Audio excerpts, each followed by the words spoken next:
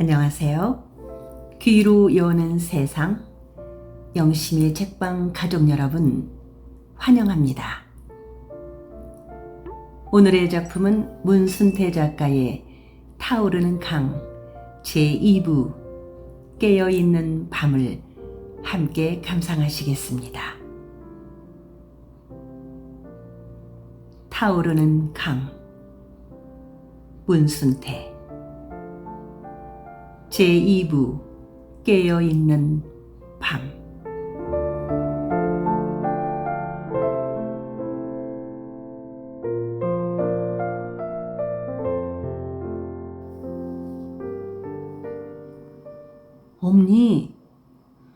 엄니, 왜 그러셔요?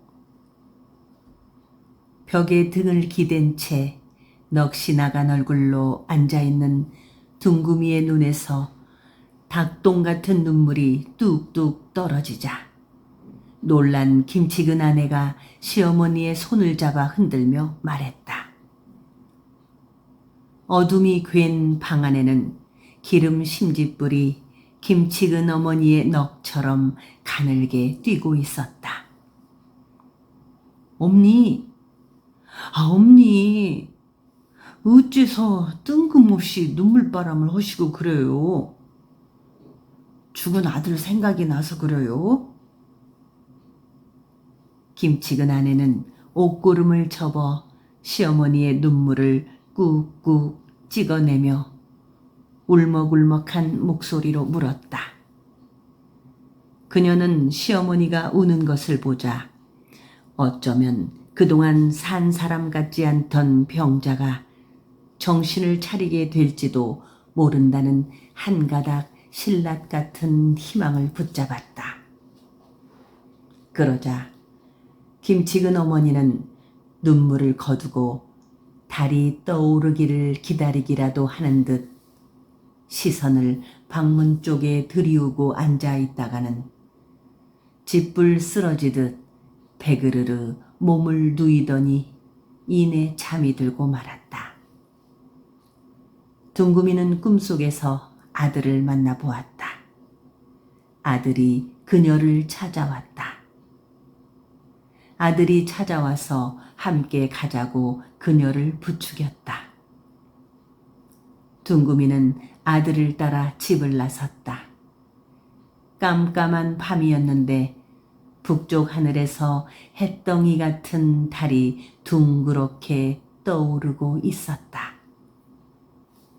이상하게도 달이 붉게 타올랐다. 깜깜한 어둠이 순식간에 붉어졌다. 그녀는 아들을 따라 붉은 어둠 속을 끝없이 걸어가고 있었다. 끝없는 길을 따라가다가 큰 강을 건넜다. 강을 건너 산속으로 들어갔다. 마치 그녀가 어려서 어머니를 따라 김진사 댁으로 팔려올 때처럼 몇 개의 산을 넘었다. 여러 개의 산을 넘자 산 꼭대기가 보이지도 않는 하늘닿게 높은 산이 앞을 가로막았다. 아들은 하늘닿게 높은 산 꼭대기까지 올라가야 한다고 했다. 모자는 오르고 또 올라도 꼭대기가 보이지 않는 너덜거이 깔리고 잡목숲이 우거진 산을 오르고 있었다.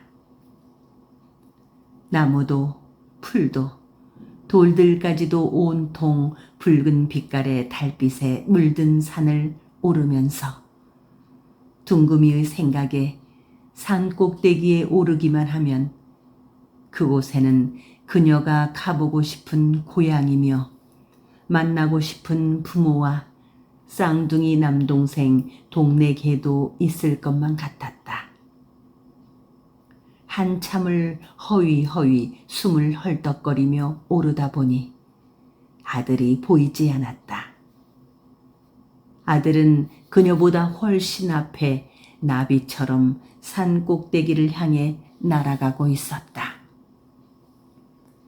아들이 힐끔 뒤를 돌아보았는데 몸은 호랑나비 모습을 하고 날고 있었지만 얼굴은 틀림없는 치근이었다. 그녀가 같이 가자고 큰 소리로 외쳤으나 아들은 보일락 말락 한 거리를 유지하고 계속 날아가고 있었다. 그녀는 나비가 되어 하늘 높이 날아오르는 아들을 따라 숨이 막히도록 산을 돕아 올라가다가 얼핏 그녀가 올라온 곳을 뒤돌아보곤 하였다. 그러나 아무것도 보이지 않았다. 온 세상이 타는 노을처럼 붓디 붉은 달빛에 물들어 있을 뿐이었다. 아들을 따라 산 꼭대기에 오르는 것을 포기하고 되돌아간다고 해도 어디가 어디인지조차 분별할 수가 없을 것만 같아 더럭 겁이 나기도 하였다. 죽을 둥 살 둥 혼신의 억척으로 하늘과 맞닿은 높은 산에 올랐다. 그녀는 마치 자신이 산꼭대기에 서 있는 것이 아니고 하늘에 떠 있는 기분을 느꼈다.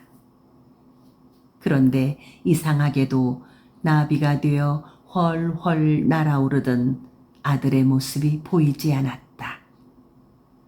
아들 대신 달덩이만큼 크고 탐스러운 엷은 남보랏빛 수국꽃이 피어 있었다. 그 꽃은 그녀가 김진사한테 몸을 망쳤을 때 사랑차 앞에 있던 것을 뿌리채 뽑아버렸던 것, 그리고 김진사의 팔촌네 집으로 되팔려와 치근이를 낳고 나서 산에서 캐다 뒷곁에 심어놓은 것과 꽃의 빛깔과 모양이 똑같았다. 둥금이는 산꼭대기에 핀 수국꽃을 만지려고 하였으나 꽃나무가 어찌나 크던지 손에 꽃이 닿지 않았다. 문득 그녀는 그 큰 꽃이 아들 치근이일지도 모른다는 생각이 들었다. 나비가 되어 하늘로 날아오른 치근이가 이번에는 다시 큰 수국꽃으로 변신을 한 것일지도 모른다는 생각이 거의 확신처럼 마음을 꽉 붙잡았다.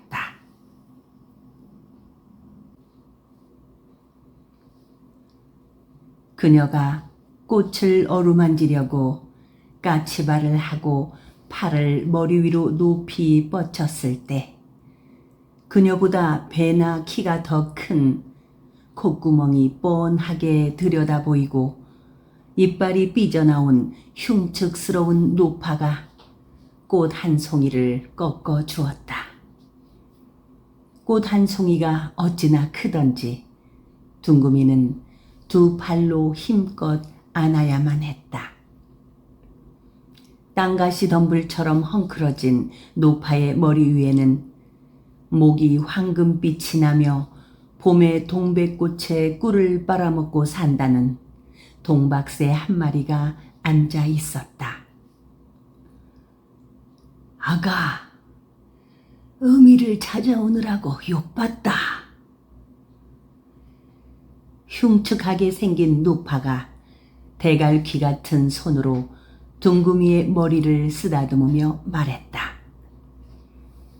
노파가 말을 할 때 동박새가 피리 소리처럼 아름답게 울었다.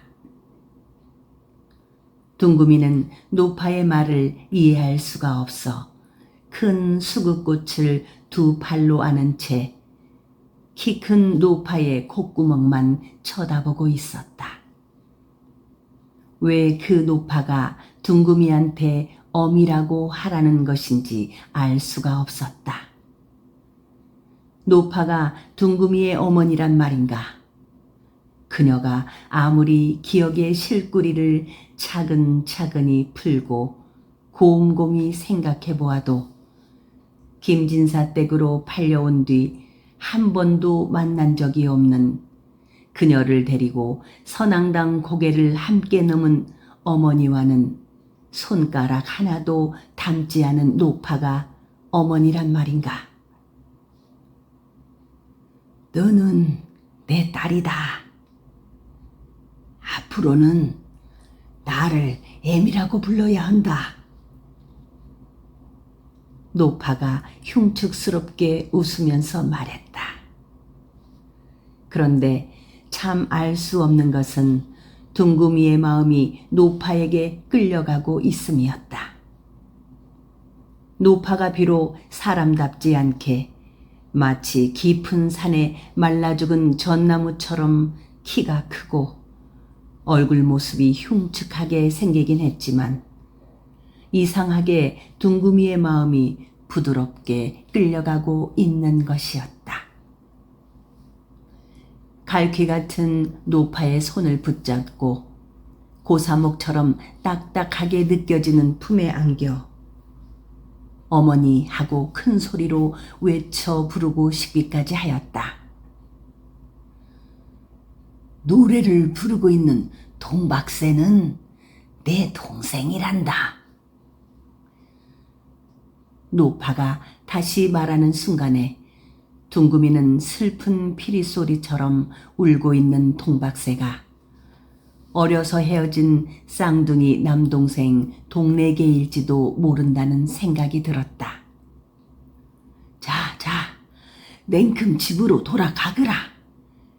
배를 타고 강 건너가 내 집이다. 그 집에서 너를 배에 태워 강을 건네준 사람하고 그리고 살아. 노파는 쫓듯이 말하고 턱짓으로 빨리 돌아가라는 신용을 해보였다. 둥금이가 큰 수국꽃을 안고 다시 노파를 쳐다보았을 때는 이미 노파의 모습도 그녀의 아들 치근이가 변신을 했다고 생각한 하늘닿게 큰 수국꽃나무도 보이지 않았다. 타오르는 햇덩이 같은 달도 떠 있지 않았다. 갑자기 어두워졌기 때문에 어디가 어디인지 알 수가 없었다. 그러나 둥금이는 큰 수국꽃 송이를 소중하게 가슴에 두 팔로 부다는 채 마치 얼마 전 치근이가 나비가 되어 하늘로 올라간 것처럼 나는 듯 산에서 내려왔다. 사방이 깜깜했으나 기분이 좋았다. 깜깜한 어둠 속에서도 무엇이든지 보고 싶은 것을 꿰뚫어 볼 수가 있을 것만 같았다. 기분이 좋은 것은 아마 가슴에 큰 수국꽃 송이를 안고 있기 때문일 것이라고 생각했다. 그녀는 피리소리 같은 동박새 울음소리를 들으며 날듯 산을 내려왔다. 둥금이가 온몸이 휘지근하게 땀에 젖어 긴 잠에서 깨어났을 때는 방 안에 기름 심지불이 파르르 떨고 있었다. 김치근 아내는 시어머니 옆에 퍽신하게 앉아서 자울자울 졸고 있었다. 둥금이는 며느리가 눈치채지 못하게 조용히 일어나서 바람처럼 방문을 열고 밖으로 나갔다. 마당에는 달빛이 가득 괴여 있었다. 그녀는 조금 전 꿈속에서 보았던 타는 노을 빛깔의 달빛을 떠올리며 마당을 가로질러 집 밖으로 나갔다. 그녀는 꿈속에서 기분 좋게 나는 듯 산에서 내려올 때처럼 가벼운 발걸음으로 강변으로 뛰어갔다. 보이지는 않았지만 누구인가 그녀의 손을 잡고 가야 할 길을 안내해주고 있는 것 같은 생각이 들었다. 그녀를 인도해주는 것은 그녀의 죽은 아들이거나 아니면 꿈속에서 그녀한테 큰 수국꽃을 따주었던 흉측하게 생긴 노파일지도 모를 일이었다. 갈대가 우거진 강변을 따라서 마치 누구를 서둘러 만나러 가기라도 하는 것처럼 나비처럼 팔을 휘저으며 나루터 쪽으로 올라가고 있던 둥금이는 자기도 모르게 강을 건너야 한다는 생각에만 사로잡혀 있었다. 그것은 꿈속에서 그녀를 딸이라고 부르는 노파의 말대로 강을 건너 그녀의 집으로 돌아가고 싶었기 때문인지도 몰랐다.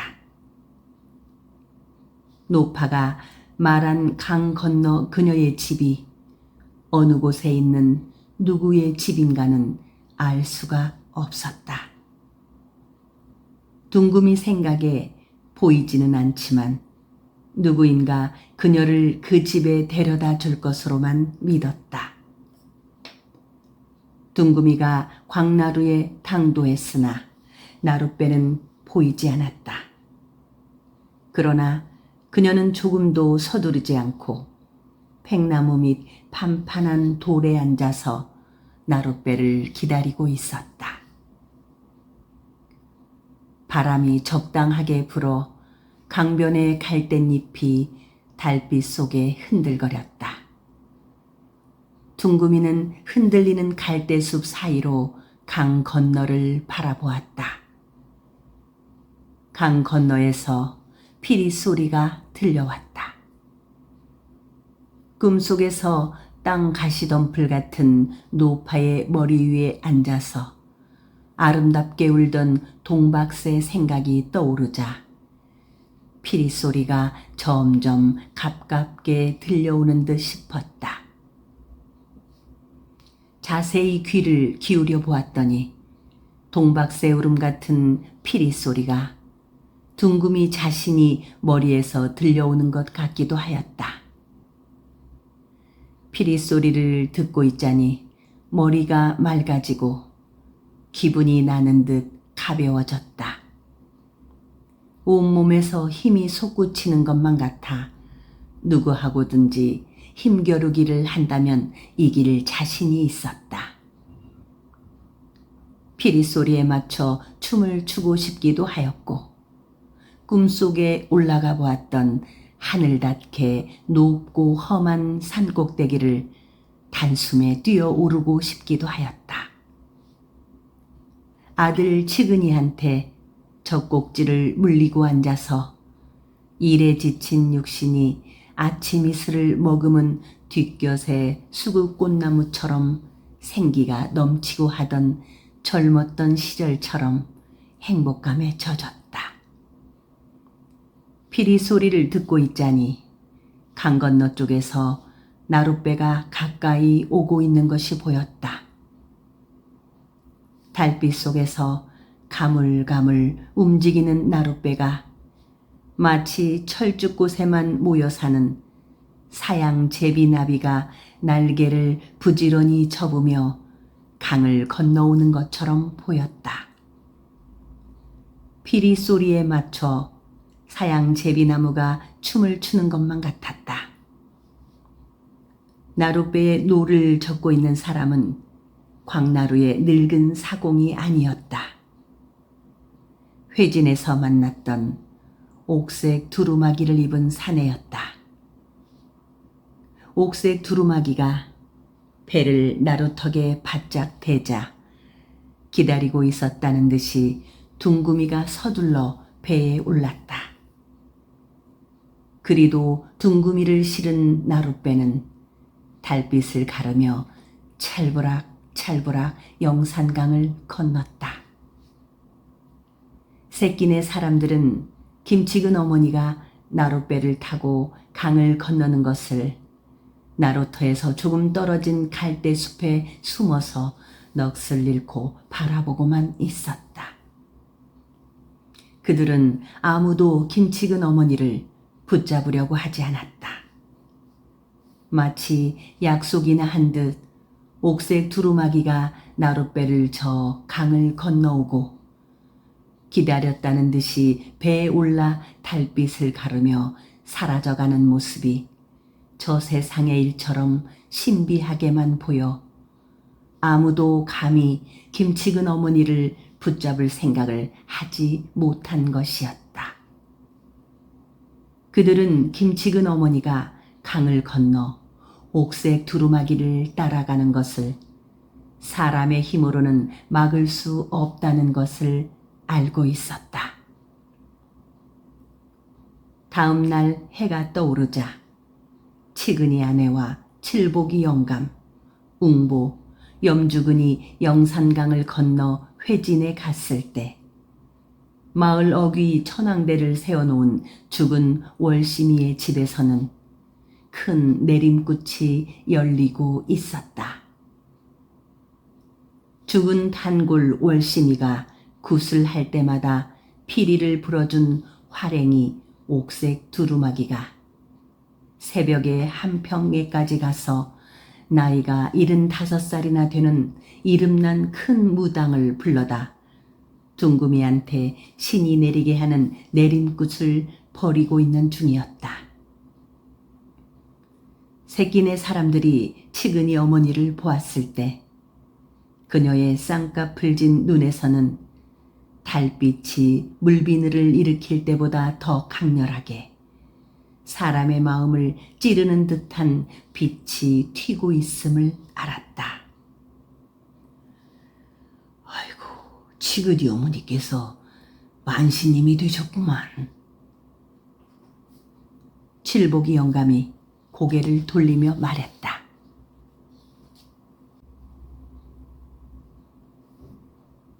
농사꾼들한테 가을보다 더 풍성한 계절은 없으리라. 가을에는 아무것도 먹지 않고 곡식이 흐드러지게 익은 들만 멀뚱히 바라보아도 창자 속이 뿌듯해오게 마련이다. 봄부터 여름까지 흘린 땀이 피가 되어 새로운 힘을 솟게 한다. 그저 종일 감사하는 마음으로 보내게 된다. 적당한 비와 바람과 햇빛을 내려주신 하늘에 감사하고 곡식을 키워준 땅에 감사하고 새들과 벌레들과 물고기들에게까지도 감사하고 싶어지는 계절이다.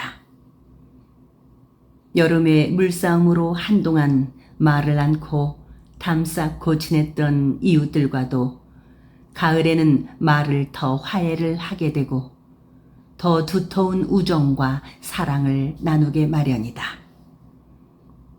한가위가 지난 영산 강변의 들에도 곡식이 무르익었건만 새끼네 사람들의 마음은 지난 여름 큰 물이 휩쓸어버린 생채기처럼 황량하기만 하였다. 그들에게는 단 한 톨도 거두어드릴 곡식이 없기 때문이었다. 높고 푸른 하늘을 봐도 흐드러지게 무르익은 곡식들을 봐도 마음이 가득 차지 않았다. 더구나 김치근의 죽음과 치근이 어머니가 영산강을 건너 회진마을에서 활행이인 옥색 두루마기와 함께 살며 만신님이 된 것이 마치 그들의 탓이기라도 한 듯 마음이 무거웠다. 새끼네 사람들은 김치근의 죽음을 잊을 수가 없었다. 김치근은 그들을 대신해서 죽은 거나 다를 바 없었다. 그들이 김치근의 관을 메고 바로 산으로 올라가지 않고 박조신의 집으로 상여소리를 아우성처럼 울부짖으며 몰려간 것도 김치근의 죽음에 대한 그들의 부끄러운 죄책감을 털어버리려고 한 행동이었는지도 모를 일이었다. 특히 김치근 친구들은 자신이 김치근이와 함께 죽지 못한 것이 고개를 바로 들을 수 없을 만큼 부끄러웠다. 그래서 그들은 김치근의 관을 메고 박초신의 집 문전에서 죽을 각오를 하고 상여소리를 통곡처럼 토해냈던 것이다. 그때 박초신의 대문은 성문처럼 굳게 잠겨 있었다. 새끼네 청년들은 박초신의 대문이 잠겨 있는 것을 보고 김치근의 관을 내려놓고 맨 땅에 질퍽하게 앉아서 상여소리를 올렸다. 계산 그림자가 우줄우줄 영산강에 그물질하듯 강물을 덮기 시작해서야 박초신의 대문이 열리고 새끼네 사람들한테 편하게 행티를 부려왔던 텁석부리 하인이 어깨를 펴고 나왔다. 이러지들 말어. 대관절 어쩌자고 이러는 거요. 텁석부리가 새끼네 장정들에게 사정조로 말을 붙였으나 어느 누구도 대꾸를 해주지 않았다. 그는 새끼네 사람들한테 요구 조건이 무엇인지 말을 해보라고 하였으며 새끼네 사람들은 다른 요구는 없고 박초씨를 좀 만나게만 해달라고 하였다. 초시어른은 왜 뵙자는 거요? 덥석부리가 언성을 높였다. 우리 친구 김치근이가 초시어른의 절을 받기 전에는 꿈쩍도 않겠다고 하니 우린들 어쩔 거요? 우리가 이리 오고 싶어서 온 것이 아니라 죽은 치근이가 부득부득 이리로만 오자니 어쩔 거요? 그러니까 냉큼 들어가서 당신네들 손에 맞아 죽은 불쌍한 우리 친구 치근이가 그러더라고 험시로 관 앞에 큰 절을 하라고 하시란께요. 그래서 치근이 관이 땅에서 떨어질 거라고 말이오. 관 옆에 고개를 깊숙이 떨어뜨리고 앉아있던 염주근이가 벌떡 일어나서 덥석부리를 향해 상아떼질을 해가며 당장 달려들어 물어 뜯을 듯이 말했다. 염주근이의 말에 덥석부리는 기가 꺾였다. 덥석부리는 잠시 왕방울 눈만 꿈뻑이며 서 있더니 정 이러면 관가에 알릴 거요 하고 그 큰 왕방울 눈을 부라렸다. 사람이 죽는 판에 무서울 게 뭐가 있간지 나라님이라도 불러와 보시라지. 누구인가 앉은 채 버럭 고함을 질렀다. 덥석부리는 아무래도 자기 혼자 힘만으로는 해결할 수 없다는 것을 헤아렸음인지 왕방울 눈을 부라리고 새끼네 사람들을 쓸어보고 나서 집 안으로 들어가 버렸다. 박초신의 대문이 굳게 잠긴 뒤 다시는 열리지 않았다. 새끼네 사람들이 목청껏 상여소리를 어울렀지만 박초씨 집에서는 하인 하나 빠끔하지도 않았다. 몇몇 젊은이들이 당장 박초신의 대문을 부수어 치근이의 관을 메고 마당으로 쳐들어가자고 성가를 돋우었으나 나이 많은 칠복이 영감이 쌍지팡이 휘둘러대듯 하여 가까스로 말렸다. 우리들이 이 일로 쉽게 분풀이를 해뿐진다면 죽도 밥도 안 되네. 기왕지사 우리들 가슴에 못이 박혔으니 분풀이는 앞으로 살아감시로 서나 허세나 죽은 치근이도 그러길 원할 걸세. 다시 말하네만 우리들 가슴에 박힌 못을 당장에 뽑으려고 서둘지 말고 싸묵싸묵 살아감시로 뽑자 이거네. 칠복이 영감의 설득에 새끼네 사람들은 날이 어둑어둑해져서야 김치근을 계산에 묻고 내려왔다. 그렇게 김치근을 묻고 나자 칠복이 영감의 말 맞다나 가슴에 박힌 못 때문인지 몰라도 그들은 저마다 치근이를 자기의 가슴에 깊숙이 묻은 것만 같았다. 저마다 가슴에 치근이의 무덤을 안고 있는 새끼네 사람들은 잠시도 얼굴 펼 날이 없었다. 그러던 차에 치근이의 어머니까지 이름 모를 병에 걸려 끝내는 만신님이 되어 새끼네를 떠나버렸으니 가슴에 묻힌 치근이가 통곡을 하는 것만 같았다.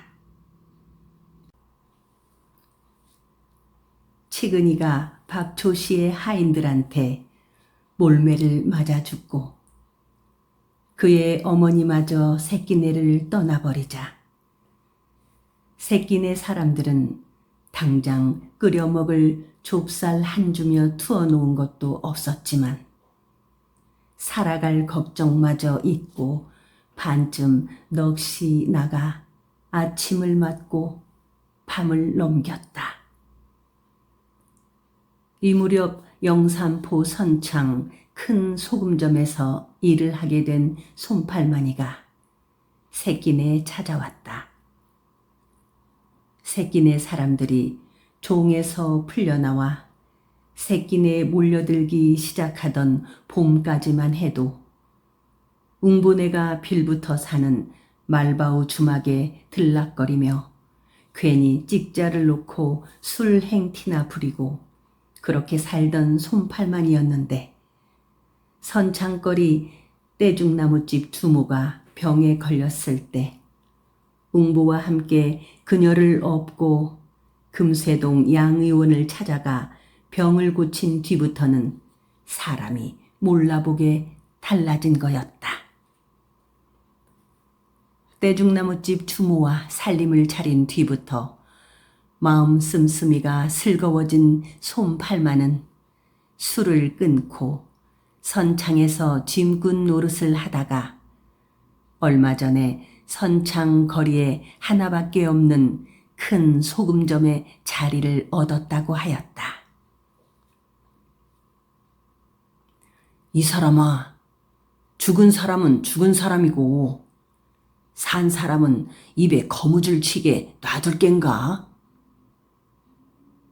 영상강이 어둠 속에 묻히고 소금점 문을 닫자 새끼네 말바우 주막으로 웅보를 찾아온 손팔마는 코가 10대짜나 빠져있는 웅보의 등을 툭툭 치며 재우쳐 말했다.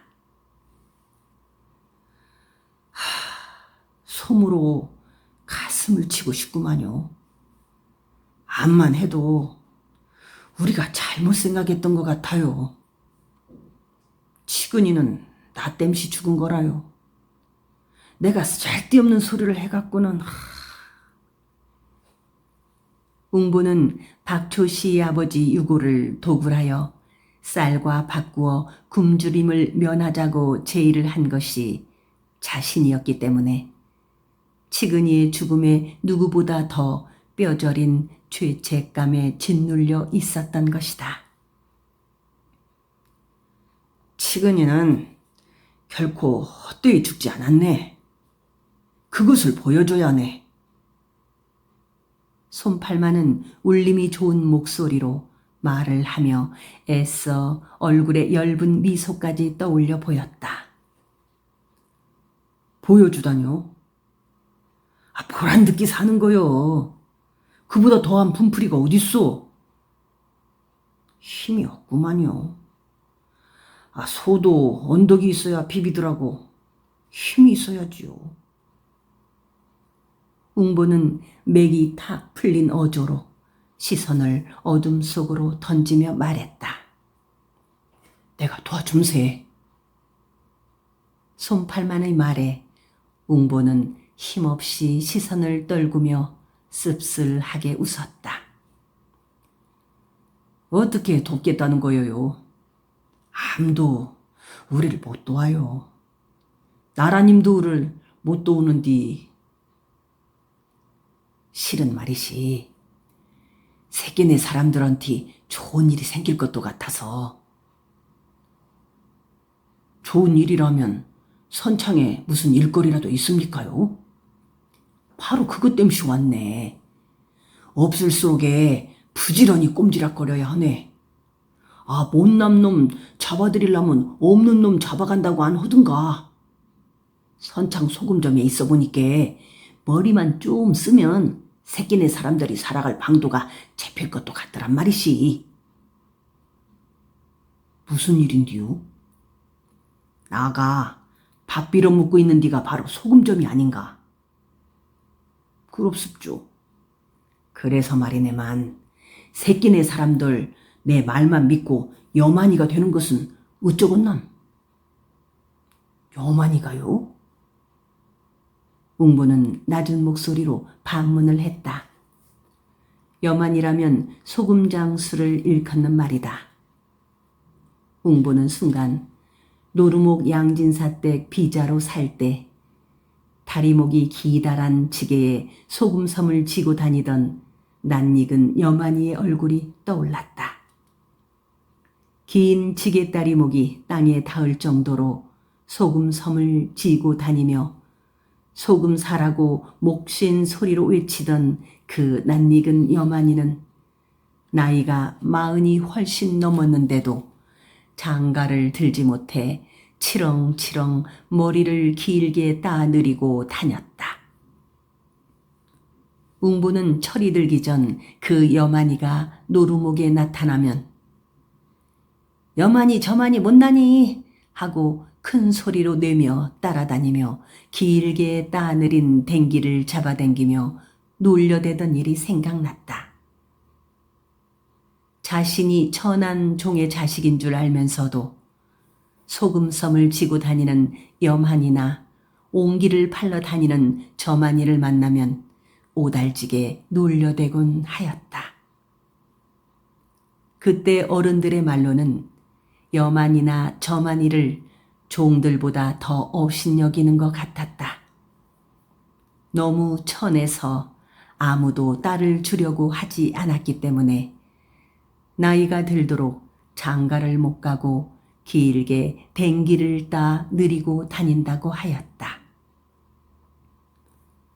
웅보가 어렸을 때 죽은 그의 누이 두레가 말을 듣지 않으면 그의 부모들은 말끝마다 저년을 여만이한테 줘버릴까 보다 하곤 했는데 그때마다 두레는 여만이가 마치 무서운 도깨비라도 되는 듯 오들오들 떨기만 하였던 것이다. 우리 점에 들락거리는 여만이들과 이야기를 해봤더니 벌이가 괜찮다는구먼. 어쩔 텐가. 나가 우리 주인한테 잘 말을 해서 미친 대주겠네. 솜팔만의 말에 웅보는 얼핏 옆에 있는 동생 대부리의 눈치를 살폈다. 나는 싫구만요. 그러다가 장가도 못 들면 어쩌게요? 대부리는 살래살래 고개까지 흔들었다. 여만이가 왜? 어째서?